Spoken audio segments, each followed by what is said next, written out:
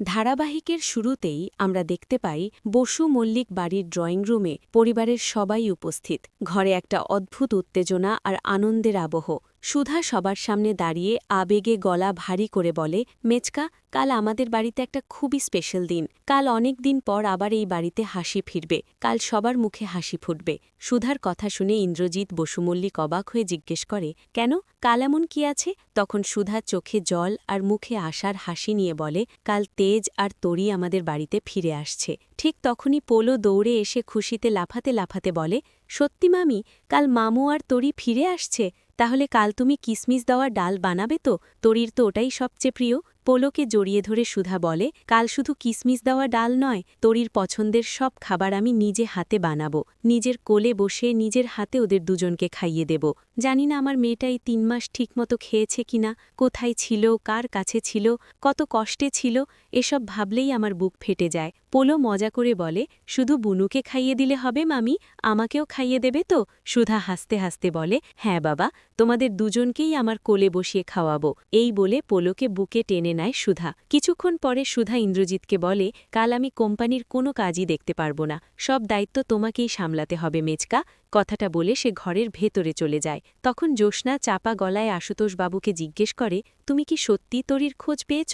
আশুতোষবাবু একটু থেমে বলে, খোঁজ আমি নিজে পাইনি, কিন্তু কাল সকালে একজন ফোন করে বলেছে তরির খোঁজ সে পেয়েছে। সেটার উপর ভরসা করেই সুধাকে বলেছি। ঝিনুক দূরে দাঁড়িয়ে বলে, এই ৩ মাসে আমি কোনো দিন দিদিকে হাসতে দেখিনি। আজ প্রথম দিদি মন খুলে হাসছে। জানি না এই হাসি কতক্ষণ থাকবে। আদৌ যে মেয়েটা আসছে সে আমাদের তরি কিনা। এরপর অন্যদিকে আমরা দেখতে পাই আশ্চর্য বাড়ির অন্ধকার রাতে দুটো লোক চুপি চুপি ঢুকে সারা বাড়িতে কেরোসিন ঢেলে আগুন লাগিয়ে দেয়। আগুনের আলোয় একজন দাঁত কামড়ে বলে, যেদিন তুই তোর সাধের বাড়িতে দাঁড়িয়ে আমাকে অপমান করেছিলিস সুধাময়ী বসু মল্লিক, আজ সেই শখের বাড়িটাই আমি ছারখার করে দিলাম।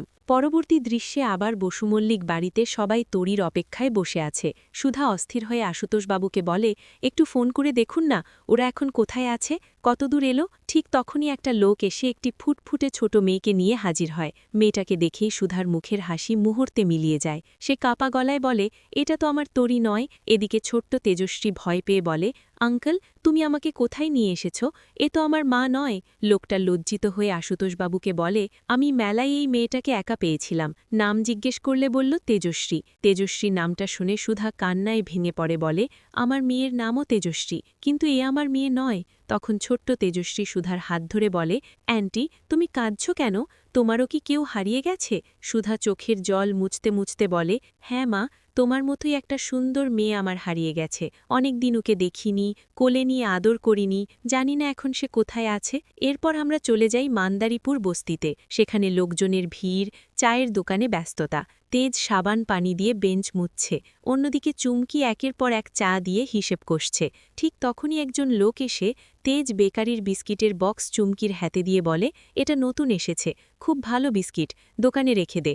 বক্স খুলতেই ভেতরে ফাইল বেরিয়ে আসে, আর তাতে সুধার ছবি দেখে তেজ একদৃষ্টে তাকিয়ে থাকে। পটলা মজা করে জিজ্ঞেস করে, কি হিরো, এত তাকিয়ে আছিস কেন?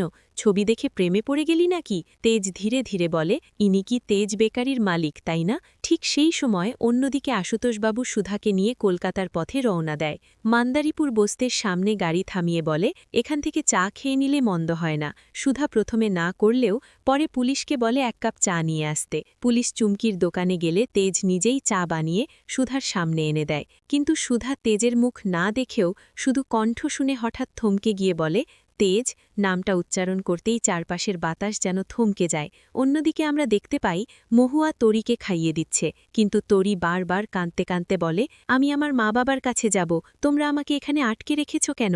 আমার মা বাবা আমাকে খুঁজছে। মহুয়া কষ্টে বলে, আমি ৩ মাস ধরে রাত দিন না ঘুমিয়ে তোর সেবা করেছি, তোর মুখ থেকে একবার মা ডাক শোনার জন্য, আর আজ তুই আমাকে ছেড়ে চলে যেতে চাইছিস? আমরা তোর মা বাবা। কিন্তু তরি কান্নায় ভেঙে পড়ে বলে, না, তোমরা আমার মা বাবা নও, আমার বাড়ি অনেক বড়, সেখানে আমার বাবা মা কাকা ঠান্নি সবাই আছে, আমাকে ওদের কাছে যেতে দাও। এই বলে সে কান্না করতে করতে বাইরে বেরিয়ে যায়। মহুয়ার স্বামী এসে মহুয়াকে শান্ত করে বলে, হয়তো বনবিবি আমাদের কপালে সন্তান লেখেননি, এবার ওকে ওর মা বাবার কাছে পৌঁছে দেওয়াই ঠিক হবে। কিন্তু ঘরে ফিরে তারা দেখে তরি নেই। বাইরে তাকিয়ে দেখে তরি মা বাবা বলে ডাকতে ডাকতে অন্ধকারের মধ্যে হারিয়ে যাচ্ছে। আগামী পর্বে আমরা দেখতে পাব ঠাম্মির ঘরে শুয়ে থাকা অবস্থায় সুধা এসে বলে, আমার নাম বিজনেস অফ দ্য ইয়ার অ্যাওয়ার্ডে নমিনেট হয়েছে। ঠাম্মি, তুমি আমাকে আশীর্বাদ করো। আমি জানি ওই দিনই তেজ আমার সামনে আসবে, আমি আবার আমার সন্তানকে ফিরে পাব।